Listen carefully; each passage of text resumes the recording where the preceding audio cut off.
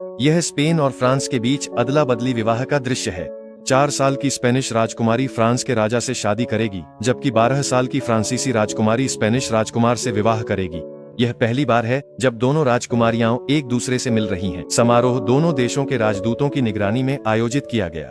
पूरे प्रक्रिया के दौरान किसी ने एक शब्द भी नहीं कहा, सिर्फ चुपचाप मिलने की सलामी दी गई।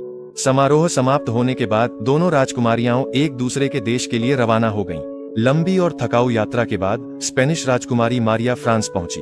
एक दासी ने उसे जगाया और मारिया ने जल्दी से अपनी सूरत ठीक की ताकि वह अपनी नई जिंदगी का स्वागत कर सके।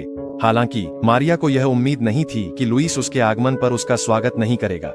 वह न केवल उसके साथ बहुत अपमानजनक व्यवहार करता था, बल्कि उसे एक पुरानी और उपेक्षित कमरे में रहने के लिए भी छोड़ दिया।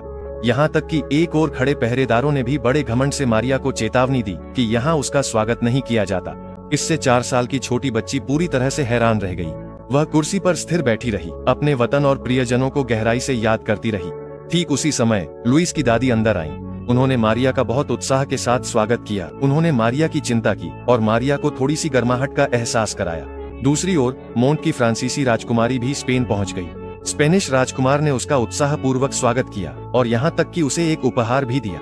लेकिन मोंट ने कोई दोस्ताना भाव नहीं दिखाया, क्योंकि वह उससे बिल्कुल भी शादी नहीं करना चाहती थी। अपना विरोध जताने के लिए स्पेन पहुंचने के बाद पहले महीने में मोंट ने राजकुमार से मिलने से इनकार कर दिया। राजकुमार बेचैन और चिंतित होकर मोंट को खुद ढूंढने और उसे सुहागरात साथ बिताने के लिए आमंत्रित करने के लिए मजबूर हुआ। मोंट बिस्तर पर लेटी थी और उसके चेहरे पर ठंडी सी अभिव्यक्ति थी। जब राजकुमार ने हाथ बढ़ाकर कोशिश की तो एक दुर्घटना हो गई।